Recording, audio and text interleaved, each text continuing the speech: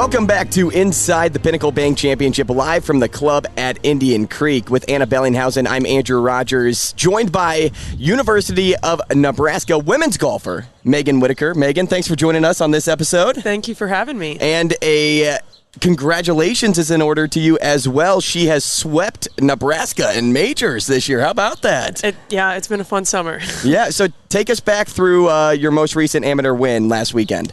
Yeah, so that was at Wilderness Ridge down in Lincoln, which is actually our home course for college. So I definitely wanted to give it the best run I could. Figured, you're going to have to play well because the field was so good. And luckily my putter was hot that week, so I was able to come out ahead. I wish my putter got hot.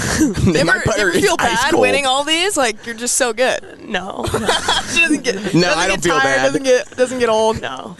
I don't feel bad about kissing trophies. Now, Megan, you are a graduate student at Nebraska, but you are also a native of the area, an Elkhorn South grad, as I keep hearing from the left side of this table. It's like we put up a wall here, and I'm like the odd man out. But Megan, you grew up in the area. You've seen events like this before. What has been your impression of this year's Korn Ferry Tour? Just arriving, you walk up, you see everything so far. Yeah. What did you take how'd you take everything in, I should say? I just think it's so awesome that they have it out here. I mean, I just think Omaha supports, this parking lot's full. I mean, everyone just loves watching golf here. So I just think it's so cool, especially for kids. I mean, I remember growing up watching these guys and it's like, wow, this is so cool. I know my brother, ever since he was 5, it's like, oh, this is what I want to do, just because you get to watch them so much. Yeah, well, this parking lot's actually, I think, for players. Oh, yeah. But they are bussing in from a different area. So, 4 or 5 buses have been going through so far? Yeah. So, people have just kind of been cycling through, and I haven't seen a cold drink left. No, lots of drinks going out of hand. They have the $3 if someone hits a birdie. It's like $3 beers for the next 20 minutes. I think that's an awesome promotion. I didn't even know that was a thing. Yeah, they posted on their social media. I was like, that's so cool. It's only like Coors Light, Miller Lite, and like a summer shandy, but still. All 3 great beers. How many do you think you could grab at once? Yeah. 10? You probably only can have 1 in each hand. No. I bet there's a limit.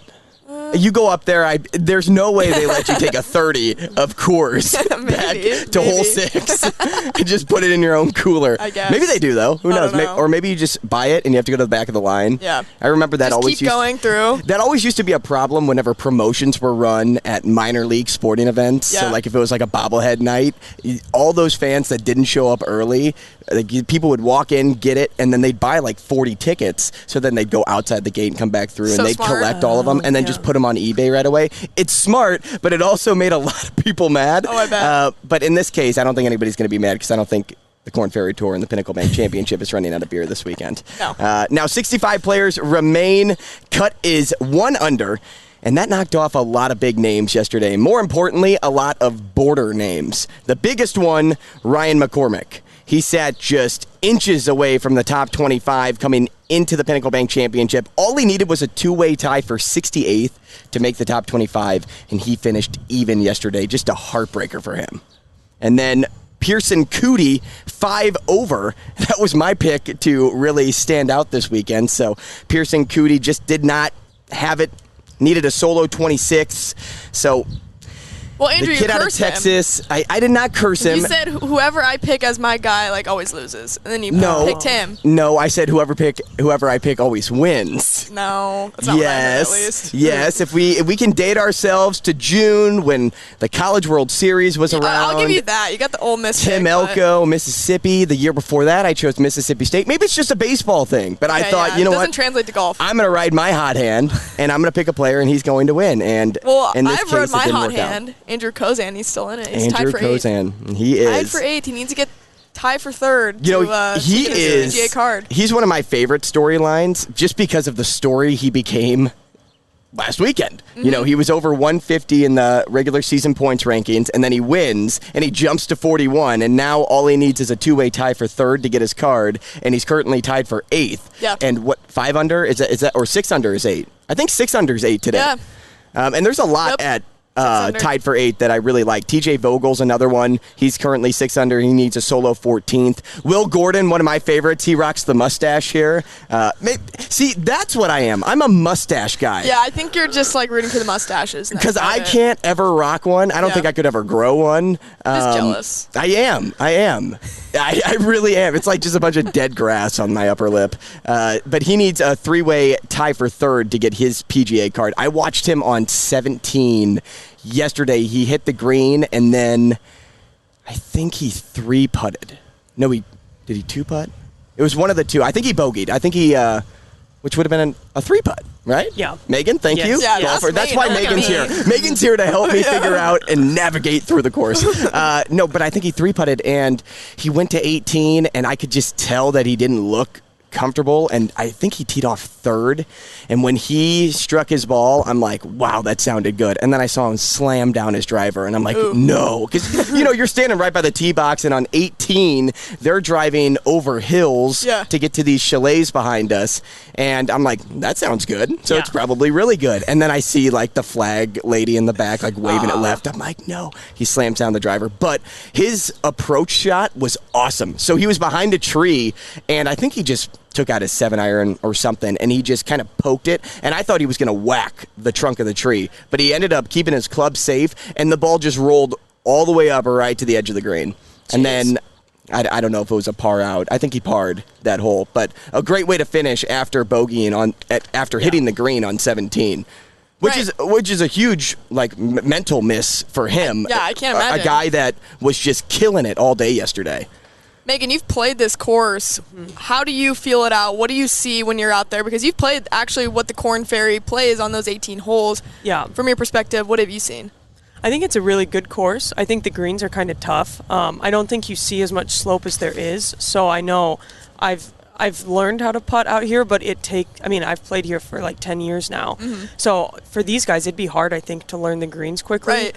And when they're coming in, never playing this course, never even being in Omaha or Nebraska, probably. No, they're on the road all year, right? And then they have to come here. It's like it's a tough challenge. I'm sure. What pointers would you give to somebody coming and playing for the first time? I definitely think their course caddies here help. I don't know how many of these guys have their own caddies though, so I don't know. I think the biggest thing out here is you have to stay in the fairway because the rough out here is just so brutal. I mean, it's just so thick. Rough. Yeah, it's rough. Now, this is going to be an unfair question, but I was just thinking about this as you were asking her because she's obviously played this course. But if you, say you were playing this exact 18, you had to shoot from the tee boxes that these guys shoot from, what do you think your score would be after just a round? I don't even know. I can honestly say I've never played that far back because these guys are playing it super long. Like so far back. I don't even know. The tee box on 18, and I know I keep bringing up 18, but it's because I don't really like to walk very far, so I always just walk to 18 in like the 17 area, and then I just walk back. But the tee box is over there for like the average golfer. Mm-hmm. So if you're playing from the whites or the blues on a normal day, are like, I don't know, 25 or 30 yards ahead of where they're teeing off, and I'm like, what is going on? They may even be further back than that. Yeah. There's no way. No, that's the thing. I don't even know. And it's so long, and then if the wind blows out here, it'd be a tough test. These guys are huge though. They can just muscle the ball wherever they want it to go. And another part about this game, it's obviously so mental. It was funny, we had Jay Moore on 2 days ago, and he was like, sometimes the less you try, the better you do. Yeah. What's your take on a mentality coming into such a high-pressure tournament like this?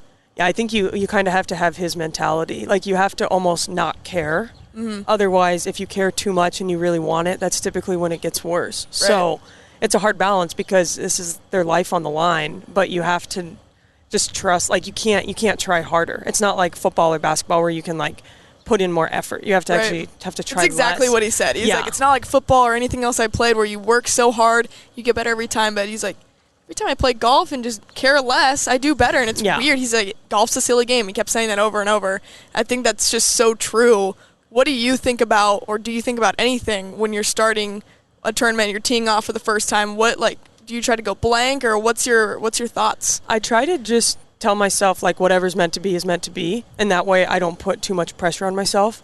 And I try to focus on what I can control. I think that's the biggest thing. Like, okay, I can control every swing, making sure I'm set up correctly. making sure I lined up, make sure I practice every day, do everything right so you have the best chance. But then when it comes time, you just have to, all right, whatever's meant to happen is meant to happen, put in your best effort and kind of see what score you get. Right. I'm sure it comes down to confidence, too, Yeah. coming in. And because golf is such a mental game, I mean, you can really beat yourself up at any given time, and then that will just tank your round. Yes. So I've seen it this weekend, but I've never had to play competitively to overcome that feat. So what would you recommend to some of these guys out here that may be slamming their clubs down at different points, or just really showing signs of frustration out there?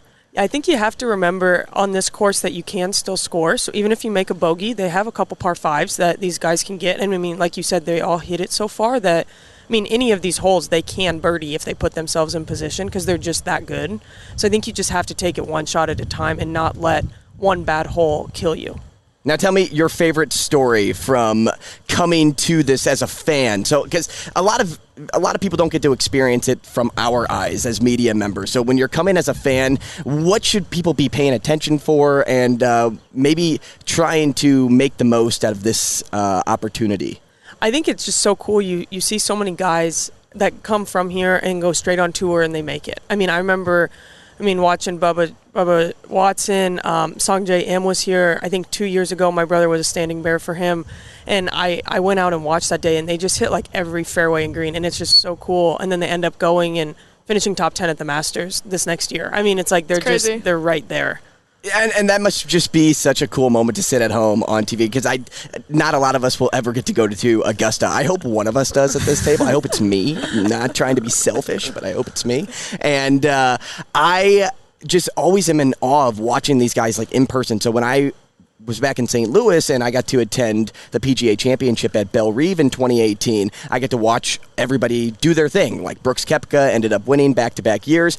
Well, now I get to see all of these guys on TV every week, and I think that's the coolest part too. But I think it's even one step further in the coolness scale, that you get to watch guys that are working so hard to get to the tour, and then when you see them eclipse to those things, those championships, that has to just be something that, is just ingrained in your memory for life. Yeah, and it's just so cool that this is like the finale, because it's like right now or tomorrow. They're going to go out, and 25 of them are going to be on tour every single week.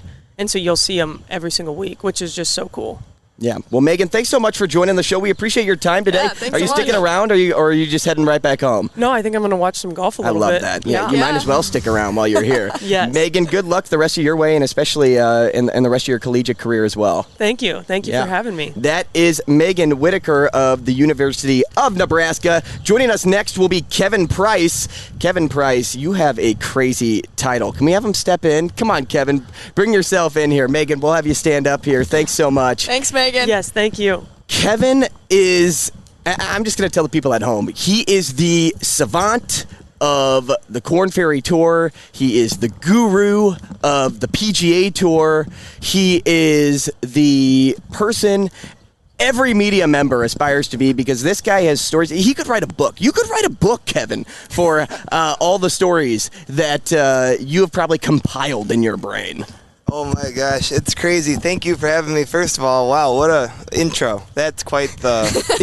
I'm like, gassing him up. Wow, that's so... I'm not it's worthy diesel fuel. I get that generator up the hill. Oh my gosh. But here, being in Omaha for this tournament, I call it the greatest week in sports, the regular season finale on the Korn Ferry Tour, and I've been saying that for probably almost a decade, just with this week and what the dreams are going to be like tomorrow afternoon, Sunday on the 18th green here. The 25 PGA Tour cards are going to be awarded, and just so much on the line. And for those guys who get their cards, it's like reaching their lifelong dream, like everything they've worked toward their whole life as a player, as a golfer, as a junior amateur golfer. It all kind of crystallizes here at the Korn Ferry Tour regular season finale, and it's just so exciting. And being here, it's just such a fresh vibe and such a happy vibe for those guys. People have family and friends flying in from all over the country for this weekend, descending upon the Pinnacle Bank Championship. It's amazing. You look like a kid on Christmas right now as he talks about this. Just a big smile. He walked downstairs and he saw gifts under the tree. That's you. That's how I feel. I feel like it's Christmas Eve right now. Like the feelings from being a kid are like this tournament this weekend. It's the best. You As can a golf follow fan, it's So lucky to be able to do it. Yeah, absolutely. I'm sorry to interrupt you there, but you can follow Kevin Prise at PGA Tour Kevin. He's been posting updates all throughout the tournament so far here at the Pinnacle Bank Championship. We are live from the club at Indian Creek. This is Herd at Sports inside the Pinnacle Bank Championship, the premier podcast and social media sponsor of the Pinnacle Bank Championship. And Kevin, I'm so happy you took the time to join us today because of everything that has kind of come now that it's Saturday. We've seen guys that missed the cut. We've seen guys that made the cut. We've seen some amazing stories, and we've heard from a lot of these guys throughout the week. But based on where, I'm going to throw some names out at you because these are guys that missed the cut. Tyson Alexander, Kevin Yu, and Anders Albertson. Mm-hmm. Based on where they sit, do you think they're safe? Because they were in the top 25, but do you think they are secure at this point, or do you think they may be sweating a little bit the next 2 days? So I'd say Alexander, safe. I'd say Kevin Yu, safe. If it's not 100%, it's at that like 99.99% where the certain guys would need to finish in like a three-way T5, and at the certain order of players in the top 8 would finish, which would be might as well go to the gas station and get a Mega Millions ticket and win it not once but like 5 times in a row. So like this, they're safe. Harry Hall at 16, we haven't declared him tour bound yet either. He's also safe. But then when you get down into the Albertson range is where not safe at all. Albertson is definitely not safe. He's definitely sweating it out over the weekend. He's been projected 26 at one point. He's been projected 25th. He's kind of alternated between that line. And he seemed in a good mood last night, patting media members on the back and hanging out after his round. So it'll be interesting to see how he waits this weekend and that ceremony, because we always hope everyone stays for the ceremony, but a guy like that, it just might be too hard to stick around and not know if you're going to make it or not. It could be kind of torturous. A lot like the Taylor Montgomery story last year. And he left, and I don't blame him for leaving. Like, right? He didn't stay around, went back home. It's like, I can't handle this. I just can't handle watching this. And he ended up making it this year. He's tour bound, and he gets to take we'll the have more on lap this week. That story later on in this episode. It's tough, and there's so much pressure in this tournament, Kevin, and thanks again for joining us. Yeah. What makes the line cut, like, from good to great here in Omaha at this finale? Like, what really separates those guys? Because it can't be too much. It's really not that much, and I was talking with Philip Knowles, the first-round leader, about this. He shot 65 on Thursday, and he's 87th on the points list, so he needs a big week to break in. And it could be as simple as getting the right yardage into a hole. It could be as simple as a 10-footer that hits the lip and drops in. These guys are all so good, and the guys who are in good form this week, they're all prepared. They all set their game plan in terms of, sometimes guys can say that more than it actually is, but they have game plans and they have processes that they go through, which can seem cliche. And when players say that to me, I always want more. But like, does not come down to much at all. It's just making a better swing, not fatting a shot here and there, because they're going to hit bad shots. They're human. Golf's a crazy game, and that's what's beautiful about it. But it's going to come down to really at the end, like, who can manage their emotions. And from my experience, it's who can understand your adrenaline the right way. Like, if your adrenaline's going to give you 5 more yards, what's that going to do? Or 10 more yards, and being in those situations over the time, because coming down the stretch with a chance to get your PGA Tour card is equivalent to coming down the stretch for a chance to win as far as their adrenaline is. And sometimes that might be guys that, like, earlier in the day, it might be guys later in the day, but normally that really only happens down the stretch, but that'll happen all day tomorrow at various junctures, which is amazing. I've never really thought about that. I love that. Understand your adrenaline. I love that saying. Because I'm going to use that from forever now on. Well, it makes sense because say your normal drives, I don't know, 300 yards. It's not for these guys, but just say it is. And then you can drive at 305, but maybe you can drive at 305 and now use your, 5-iron instead of using your, hybrid, and maybe they're better with the 5-iron. I've never thought of it that way. That's why I've been doing golf wrong all these years. Andrew's found the secret. I have. That's it. Now, and that took me years to, like, being out here to kind of realize and create the attitude in my mind that that's kind of part of what it is understanding the adrenaline, because they're all so good. Like, the top 1,000 players in the world are separated by such a fine line, because you can only get so good at golf. It's a game of imperfect, which is, unless you're Tiger Woods. He's the once in a lifetime anomaly. Yeah. And other than that, you see guys like Rory going through struggles, and Spieth didn't win. So it's like, even with all the talent in the world, it's a fickle game, and they say that, like, kind of success is borrowed. Like, it's not Right. You don't just have it every day just showing up, and you never know when it's going to go away. So it's pretty cool. Not only is it fickle, it's fun. It's incredibly fun. One of these guys seems to be having a lot of fun on the golf course this week. He even rocks a hat that says Mr. No, not Mr., but have more fun. He literally rocks that hat. Kevin, tell us a little bit about Kevin Roy's play and what you've liked from him so far. Oh, and I got to preface it. I'm biased. I went to Syracuse. He's from Syracuse, so that's okay. And his name's Kevin too, so it's all good. But it's cool. His wife Annie, she's like a team reporter for the Reds, so she's in media too, which is cool. And his sister Lauren came in, and a couple other friends, and I think his parents are coming in for the weekend. And it's cool because he's a 10-year pro. He's 32, and he had struggles starting the year. He was like 88th on the points list. But like midway through the season, I think it was going into after the Simmons Bank Open in Nashville in May, and he got that hat on Instagram for $80. Which is insane. I don't think I'd ever drop that much on a hat. It might be the best date. Me either. Totally. Right. I'd like to get any free hat that I can find along the way. But it might be the best $80 he ever spent. He had a runner-up in Wichita. He's made 9 of his last 10 cuts, and now he enters the week at 22 on the points list. And he said yesterday it was that hat's just a write-off now. He said it was the most nervous, most stressed he's ever felt on the golf course. Grinded out that 2 under yesterday, and he's entered the week 22nd, but projected 24th, 23rd. So if people pass him, he could easily get bumped. It's kind of crazy. There's so many kind of scenarios that could come and play, but he's right there. He's right there.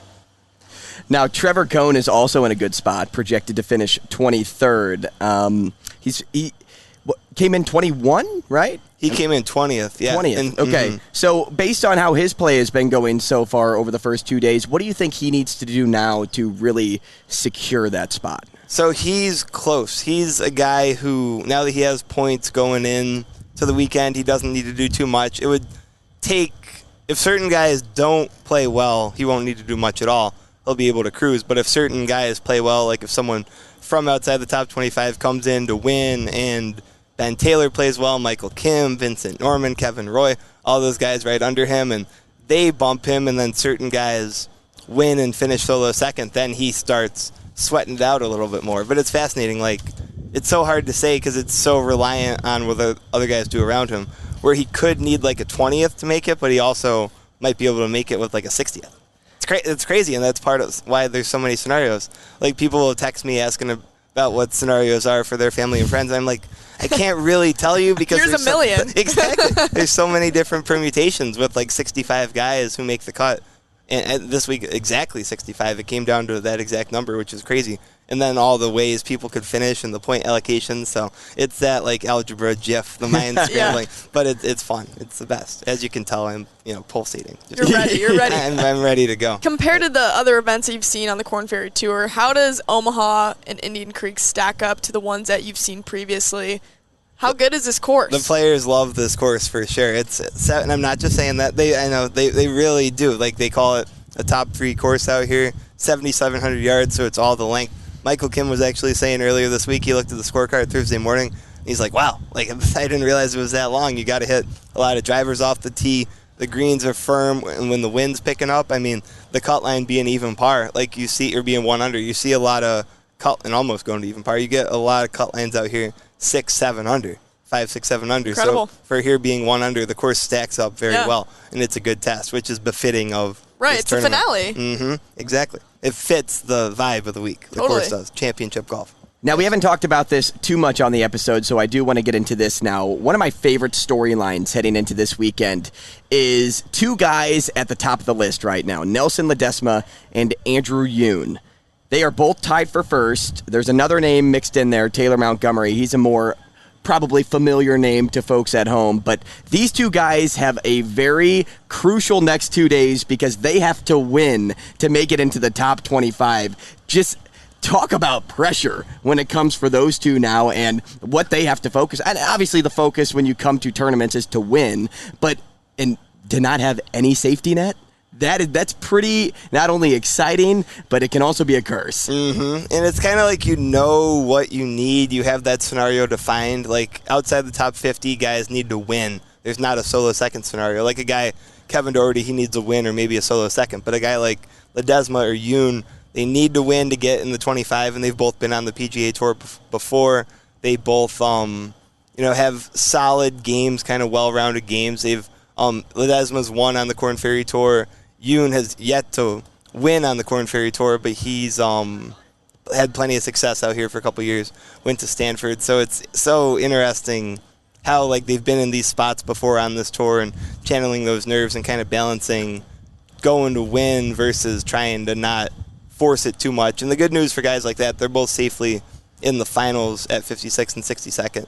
So there's another 3-event opportunity that they'll have to get their card through the finals starting next week in Boise if they don't get it done this week. And the last guy, like I said, Taylor Montgomery. He's also 8 under, tied for first. We talked about giving you guys at home stories of 3 golfers on our podcast. We started with Ben Griffin, the obvious story on Thursday. And now I'm going to give a little bit of a story on Taylor Montgomery, also known as no longer the Bubble Boy, which is something that he said in quote earlier this season. Now, Taylor Montgomery, a season ago, astonishingly finished 1 spot out of the top 25 cutoff for tour cards for both the regular season finale and the Korn Ferry Tour finals, which is crazy. Has that happened more than...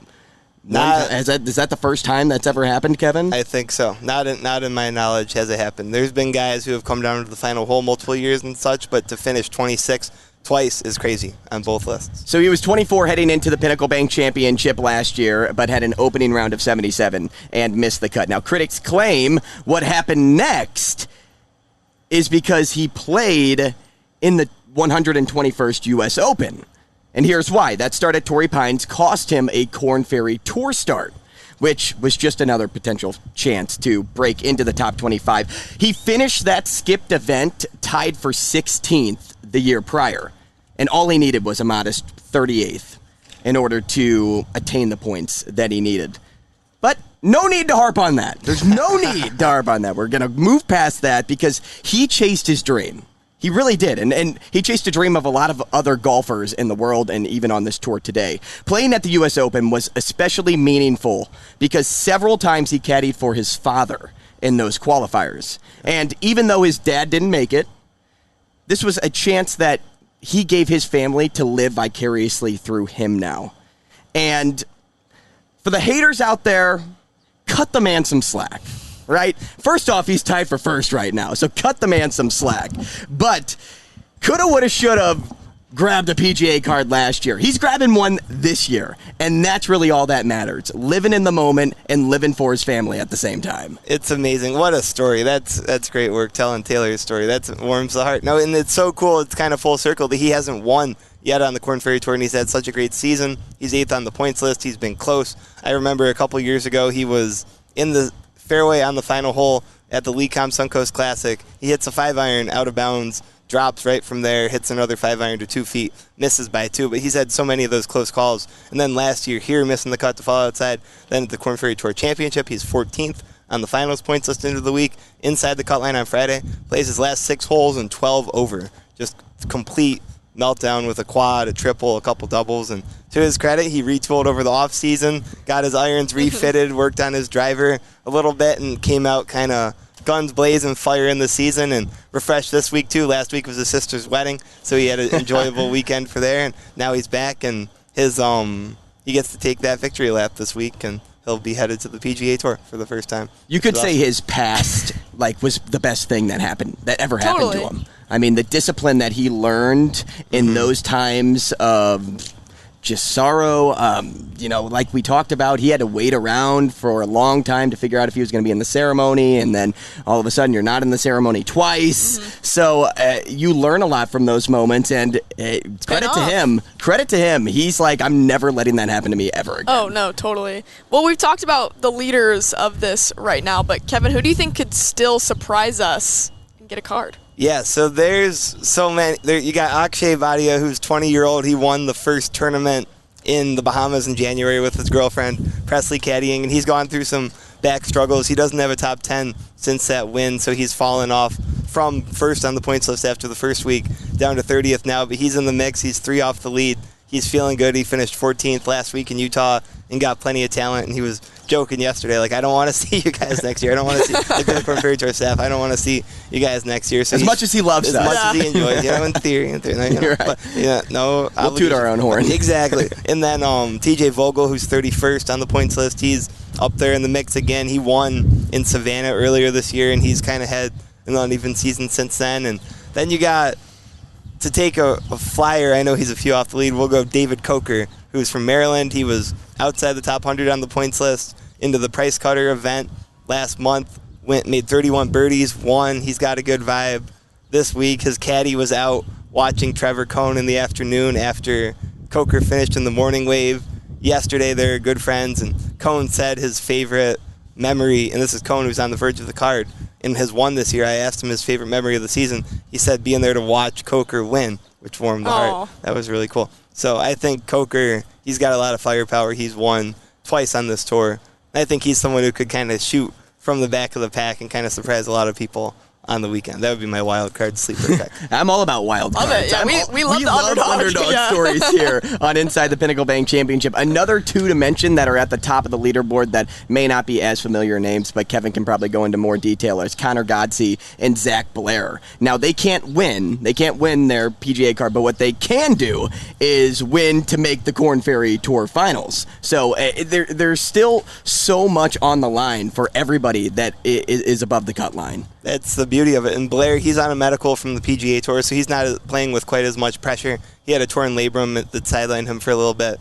Got back to playing a little bit a few months ago, and then he's made all 4 cuts since coming back, kind of on rehab starts on the Korn Ferry Tour. Actually, he does have a tournament winner category, so not rehab starts, but playing a de facto rehab type of situation. And he's freewheeling. He doesn't have much to lose. He'd love to. I think he's in the Korn Ferry Tour finals on his category. I'm not positive, though. That's a tricky medical one. But either way, yeah, he's those not medical exemptions are weird. There's a lot. Sponsorship exemptions, all of these exemptions. Like, we're just like, we'll let the PGA figure that out. Yeah. Well, I try to be on top of it, but there's a lot of ones, certain specific scenarios, I'm not quite sure. But Godsey, ton of pressure on him. He's looking at a trip back to first stage of Q School if he can't get it done this week. So to be in a good spot, one off the lead, it's pretty impressive for sure. And he's bounced between Korn Ferry Tour and mini tours and kind of played all over the country in Latin America in chasing his dream. So kind of from a smaller college, kind of underdog, not highly recruited type of guy. So this is a cool stage for him. We'll see what he's got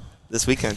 Well, there you have it. The storylines going into today and the rest of the weekend. Kevin Prise, thanks for joining us, man. I know you're a busy guy, and you probably have to wander and go talk to more golfers. Go learn about now. more golf, Kevin. Yeah, you don't know enough. Report back to us. Yeah, exactly. We come back anytime, man. We loved having you on. Thanks, Kevin. Thank you guys for having me. It was great. All right.